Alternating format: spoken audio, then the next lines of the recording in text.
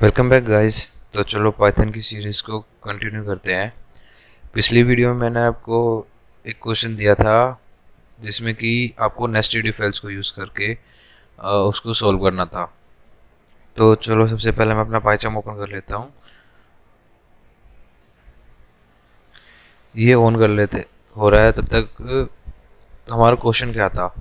Question ये था कि आपको एक नंबर इनपुट लेना है यूज़र से और उसको चेक करना है कि वो इवन है और पॉजिटिव है, या ओड है पॉजिटिव है, या इवन है नेगेटिव है, या फिर ओड है और नेगेटिव है। तो अभी इसमें हम आगे इसको सॉल्व करते हैं। तो सबसे पहले क्या था कि एक यूज़र से इनपुट लेना है। तो हम लेते हैं num is equals to int input enter the number. तो सबसे पहले हमने इसको सबसे पहले हमने एक नंबर एंटर ले लिया यूज़र से। तो अब इसमें हम चेक करेंगे सबसे पहले कि वो पॉजिटिव है या नहीं। तो पॉजिटिव चेक करने के लिए क्या था, if num is greater than zero, अगर ज़ीरो से बड़ा तो पॉजिटिव होगा। अब इवन चेक कैसे करते हैं? तो इवन चेक करने के लिए क्या होता है कि अगर वो टू से डिवाइड हो रहा है तो इवन है, नहीं तो नहीं है। तो अभी अब इस नम को हम चेक करेंगे कि वो इवन है या नहीं। तो इफ़ नम अगर टू से डिवाइड करने के बाद अगर रिमाइंडर ज़ीरो के इक्वल आता है तो क्या होता है, वो इवन नंबर होगा। तो हम प्रिंट कर देंगे, प्रिंट जो नंबर था वो नंबर इज इवन भी है और पॉजिटिव भी है।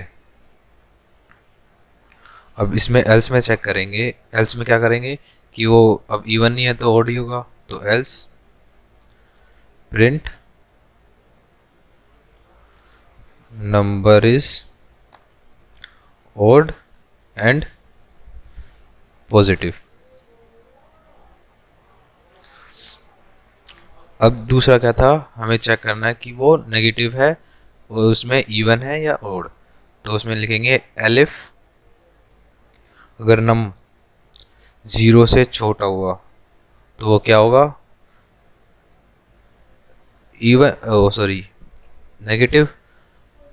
और उसमें अब चेक करेंगे कि if num percentage two is to zero है तो प्रिंट करेंगे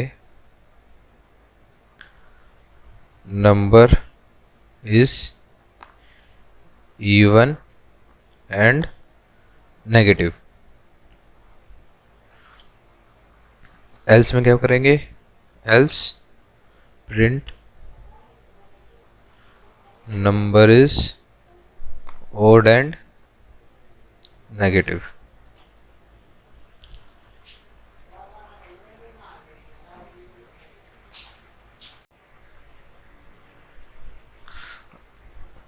अब क्या बचा है, एल्स। एल्स में क्या आएगा, एल्स में आएगा कि नंबर जो है वो ज़ीरो है, प्रिंट नंबर इज ज़ीरो। तो अब इसको रन करते हैं, राइट क्लिक करके रन पे क्लिक करते हैं और ये रन हो गया। अब इसमें हमें एक नंबर एंटर कराना है। आप यहाँ पर आप कोई भी नंबर इनपुट एंटर करा सकते हैं, जैसे मैं करा रहा हूँ -4। अब इसने प्रिंट कर दिया कि ये इवन है और नेगेटिव है। अब एक और इसका एग्जांपल लेके देखते हैं, जैसे कि मैंने इसमें इनपुट कराया 5। अब इसने क्या प्रिंट कर दिया, number is odd and positive. तो ये हमारा पिछले वीडियो का क्वेश्चन पूरा हो गया है। तो अब हमारा अगला टॉपिक है एक्सेप्शन हैंडलिंग। आप जब भी कोई प्रोग्राम लिखते हैं तो उसमें एरर आते होंगे और आप उनको रिजोल्व भी करते होंगे।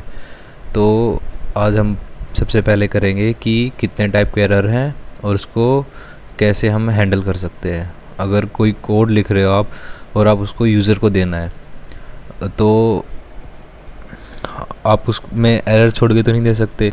मान लो कि आपने कोई प्रोग्राम लिखा लेकिन आपके पास कोई एरर नहीं आया, पर यूज़र उसको ट्राई करता है और एरर आ जाता है, तो वो जो भी प्रोजेक्ट होगा तो वो अच्छा नहीं माना जाता।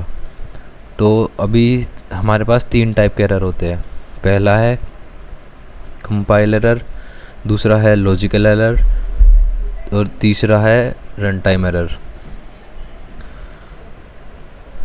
अब कंपाइल टाइम एरर सबसे पहले करेंगे हम कंपाइल टाइम एरर। तो अब कंपाइल टाइम एरर क्या होता है? जैसे अगर आप एक मान लो कोई इनपुट ले रहे हो और आपने ब्रैकेट ओपन तो कर दिया और उसको क्लोज़ नहीं करा, तो उसे कहते हैं सिंटैक्स एरर।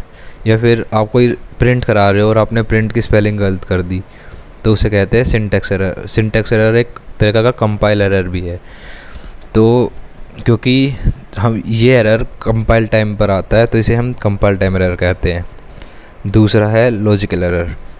लॉजिकल एरर में क्या होता है कि आप का कोड तो सही से रन हो रहा है, जैसे कि आपने 2 नंबर ऐड कराए 2 + 3, अब उसका आंसर क्या आना चाहिए 5, पर आउटपुट में आ रहा है 4। तो ये होता है लॉजिकल एरर कि हमारा कोड कंपाइल भी हो रहा है और रन भी हो रहा है, पर जो आउटपुट आ रहा है वो गलत आ रहा है। तो जिस केस में आउटपुट गलत आ रहा होता है तो उसे कहते हैं हम लॉजिकल एरर। तीसरा है हमारा run time error. Run time error में क्या होता है कि आपका कोड कंपाइल भी हो रहा है और आपका आउटपुट भी आ रहा है, पर किसी वजह से मान लो यूज़र ने गलत इनपुट दे दिया, उसकी वजह से एरर आ रहा है, तो उसे कहते हैं हम रन टाइम एरर। जो रन टाइम के कोड के रन टाइम पर एरर आता है उसे कहते हैं हम रन टाइम एरर। तो अभी इसका एक एग्ज़ाम्पल करते हैं। अब इसको हम हैंडल कैसे करते हैं उसको हम एक एग्ज़ाम्पल से करेंगे। तो सबसे पहले मैं एक न्यू फाइल बना लेता हूँ पाइथन की एक्सेप्शन हैंडलिंग के नाम से।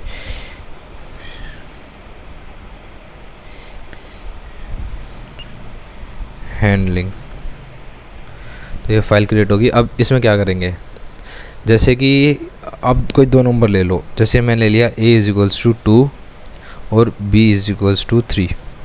अब मान लो मैं इनको डिवाइड करा रहा हूँ, प्रिंट a / b। अब इसको रन करेंगे तो एरर आएगा? नहीं आएगा, क्योंकि ये सीधे सीधे डिवाइड हो जाएगा। देखो ये आंसर आ गया। अब मान लो मैंने b में 3 की जगह 0 डाल दिया, तो क्या होगा?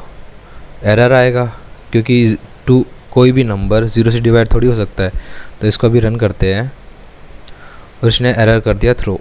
जैसे मान लो अगर आप कोई कैलकुलेटर बना रहे हो और यूज़र के दिमाग में कुछ ऐसा आया कि उसने कुछ भी करा और 0 लिख दिया डिवाइड में, तो एरर आएगा। तो अब क्या चाहते हो कि वहाँ पर आपका कोड बंद हो जाए? नहीं, तो वहाँ पर हम करते हैं एक्सेप्शन हैंडलिंग। जैसे कि अब मान लो अगर मैंने इसमें अगर प्रिंट बाय कर दिया, तो क्या ये बाय प्रिंट होगा? नहीं होगा। एक बार रन करके देखते हैं। और ये रन करा और ये एरर आ गया। अब मान लो हमें बाय प्रिंट कराना है एरर आने के बाद भी, तो हम यूज़ करते हैं एक्सेप्शन हैंडलिंग। तो सबसे पहले क्या करेंगे, जिस लाइन में एरर आ रहा है, जैसे कि इसमें बता रखा है कि लाइन 3 में एरर है। क्या एरर है? 0 डिवीज़न एरर, क्योंकि कोई भी नंबर 0 से डिवाइड नहीं हो सकता। तो उस लाइन को आप एक ट्राई ब्लॉक में रख दोगे। जैसे ट्राई, इसमें ब्लॉक क्या होगा? जो भी ट्राई के नीचे 4 स्पेस के बाद, मतलब इंडेंटेशन के बाद आएगा, वो ट्राई ब्लॉक में होगा। अब मान लो अब इसको अगर एरर आ रहा है तो अब उसको ऐसे रेड कलर में थोड़ी प्रिंट करा सकते हो। तो आपको क्या करना पड़ेगा कि आपको इसे एक्सेप्ट में डालना पड़ेगा। मतलब एक्सेप्ट का मतलब ये है कि अगर मान लो ये लाइन नहीं चली तो इसको कोड को यहीं रोक के वो एक्सेप्ट में जाएगा और उसको प्रिंट कर देगा। तो एक्सेप्ट में सिंटैक्स ये होता है कि एक्सेप्ट एरर का नाम, हमारा एरर का नाम क्या था, ज़ीरो डिवीज़न एरर। अब ये एरर आ रहा है, अब तो हम क्या प्रिंट कर देंगे, print number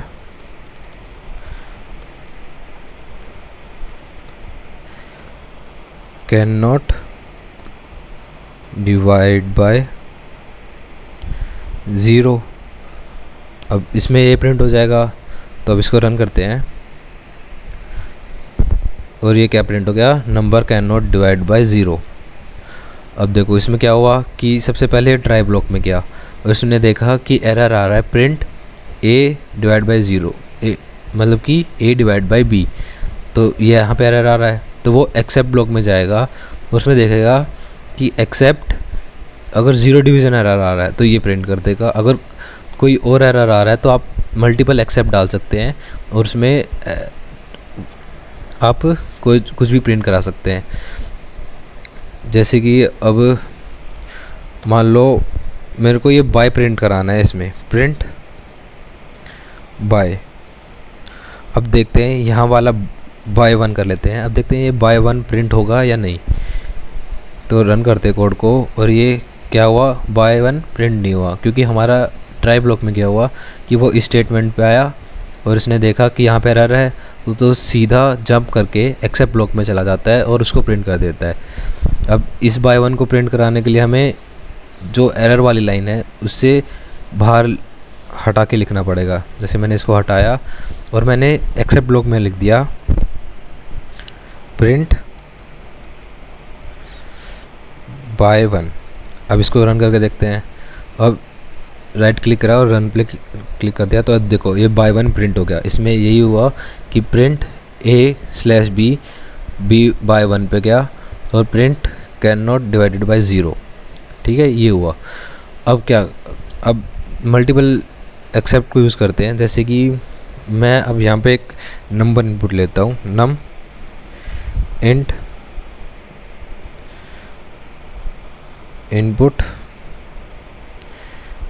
enter the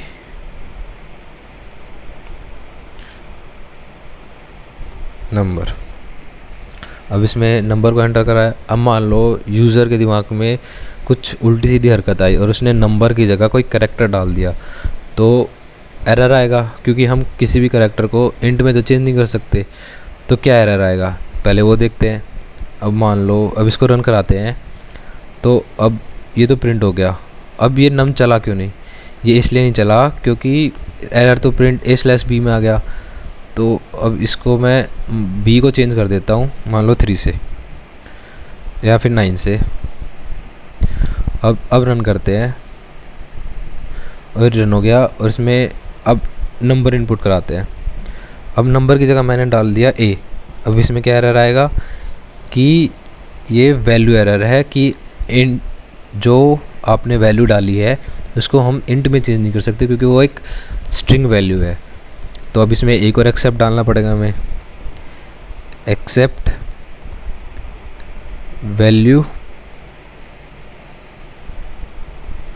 error. अब इसमें क्या प्रिंट करेंगे कि प्रिंट यू हैव